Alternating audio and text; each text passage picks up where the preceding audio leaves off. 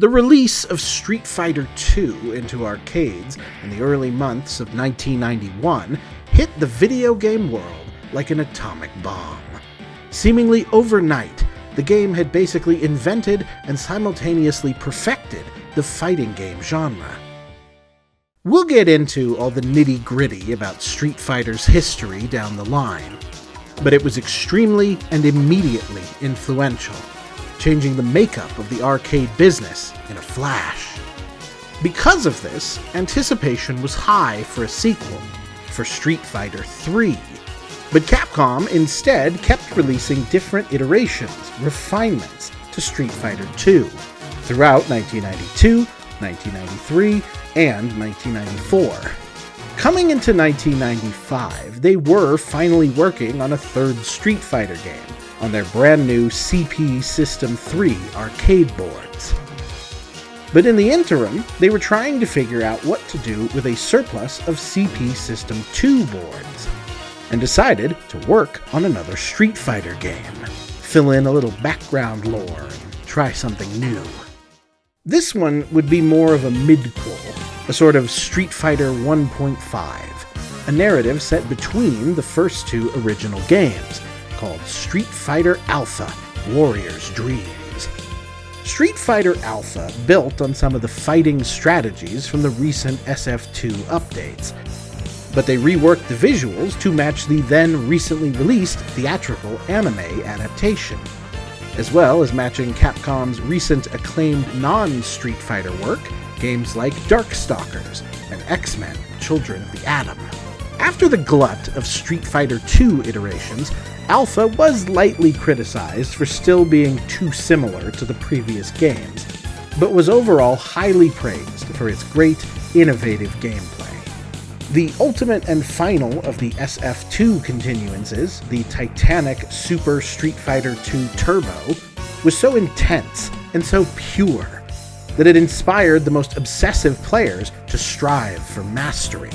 Case in point, it is still a major work in high-level fighting game tournaments to this day, but also was so intense that it was alienating to a lot of players who were outside the obsession looking in.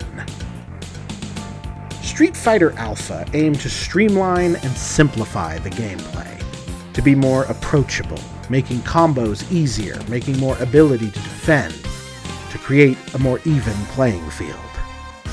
The game was still detailed and compelling enough to gain traction with the obsessive fans too, though. It wasn't baby's first fighting game or anything, and Street Fighter Alpha 2, released the following spring in 1996, further refined the Alpha structure.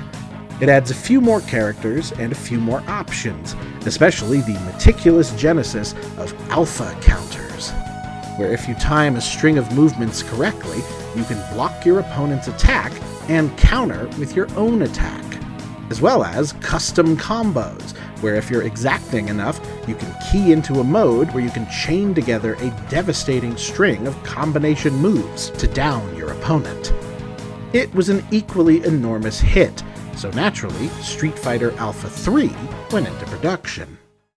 They actually did, in the interim, release Street Fighter 3 proper, but again, we'll talk about that one down the line. Alpha 3 discards the auto versus manual controls mode for a thing they call isms. A ism is the complex system built through the other Alpha games, with a tri-level super combo gauge and its attendant moves. X-ism is a simpler, more ruthless style, derived from the Super Street Fighter II Turbo controls, and is more basic but also allows for more singularly powerful moves. The difference between mono and stereo recordings, if you will. We also have V-ism, which is a variable style that works similar to A-ism, but has more open structure to perform custom combo moves for maximum impact. That intricate customization of style is honestly why the Street Fighter series has always felt like something of an exclusive brand to me. Too intense and refined for commoners like me. As I discussed on the Mortal Kombat Gold episode, one of those seemingly fundamental cultural bifurcations in the 1990s was that you were either a Street Fighter kid or a Mortal Kombat kid. and I was unequivocally the latter.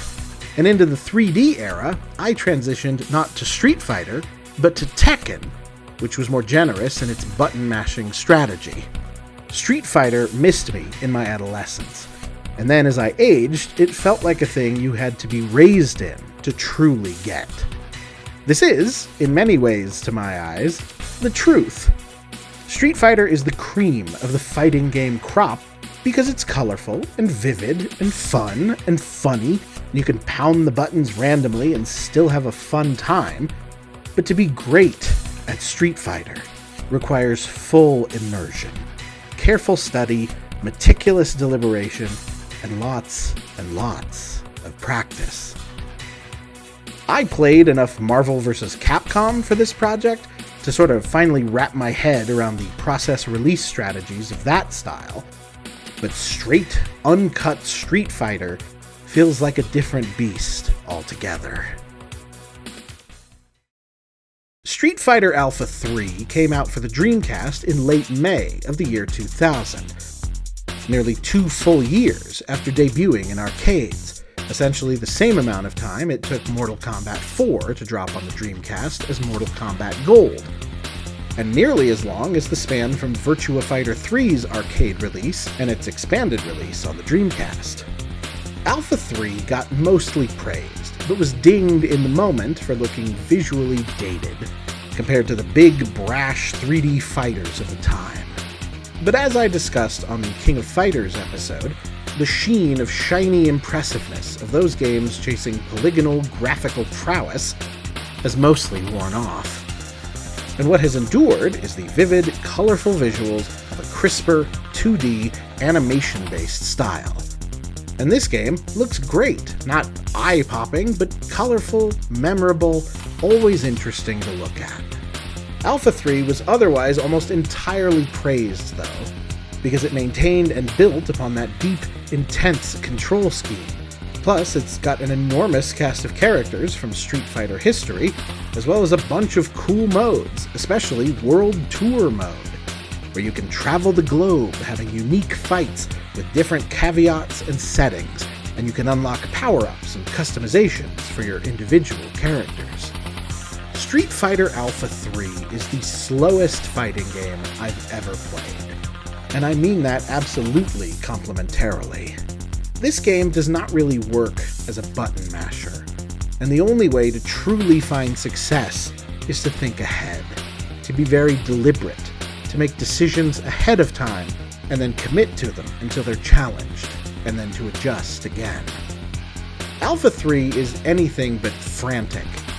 This is like watching Greco-Roman wrestling.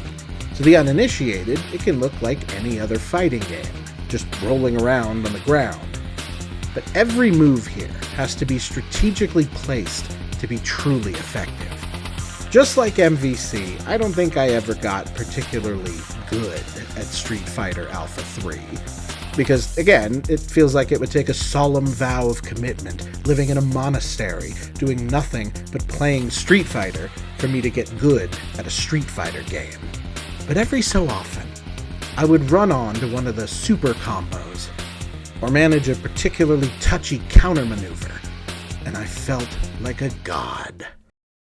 This game will never be for me, and that's okay, because it's for the true lunatics, people who have spent their lives perfecting it, because it's deep enough and cool enough to make that worthwhile. We will see Street Fighter again on this project very soon. Next time, yeah, you gotta see what we've been working on. We've made everything as accurate to the times as possible. Yeah, it sucks ass. Yeah, everyone's gonna hate it. It's gonna be huge.